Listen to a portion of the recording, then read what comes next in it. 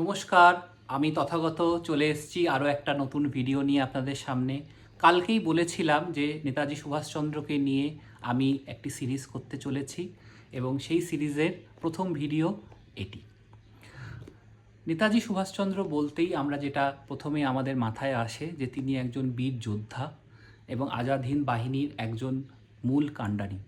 কিন্তু সুভাষচন্দ্রের জীবন যদি আমরা ছোটবেলা থেকে পড়ি, জানি বা গবেষণা করি, তাহলে আমরা জানতে পারবো যে তিনি একজন আধ্যাত্মিক ব্যক্তি ছিলেন। আধ্যাত্মবাদ তার জীবনে ছোটবেলা থেকেই তার মধ্যে সেটা ছিল এবং এই আধ্যাত্মবাদের বিষয়ে আমরা জানতে পারি তার নিজের লেখা থেকেই।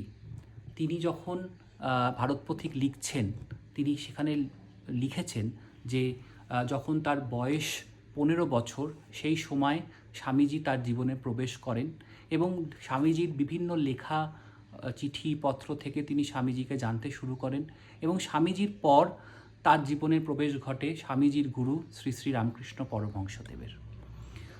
রামকৃষ্ণদেবের বিভিন্ন বলা কথা, চিঠি, তার বিভিন্ন যারা সহযোগী ছিলেন তাদের জবানি থেকে আমরা জানতে পারি যে সেখানে রামকৃষ্ণ যেটি বলে গেছেন যে চরিত্র গঠনের যে ভূমিকা সেটা কত গুরুত্বপূর্ণ।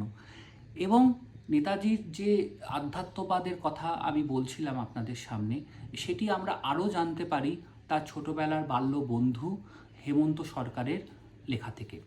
হেমন্ত সরকার তাকে, যেটা তিনি নিজেই লিখে গেছেন তার লেখায়, যে হেমন্ত সরকারই তাকে প্রথম রাজনীতিতে আসার জন্য অনুপ্রাণিত করেন।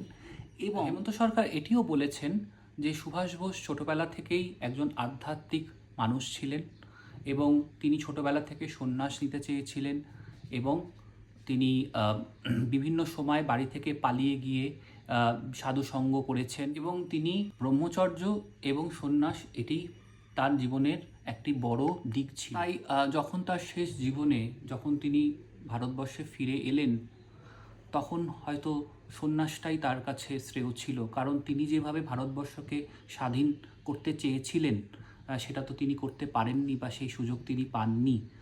তো সন্ন্যাসী তিনি ছোটবেলা থেকেই ছিলেন এবং সন্ন্যাসী হিসেবেই তিনি জীবনটা কাটাতে চেয়েছিলেন। তাই জন্যই তিনি বারবার বলেছেন যে তিনি হচ্ছেন দশনামী সন্ন্যাসী। সুভাষ বোসকে নিয়ে আরও ভিডিও, আরও কথা শুনতে হলে আমার চ্যানেলটিকে ফলো করে রাখুন। ধন্যবাদ, নমস্কার।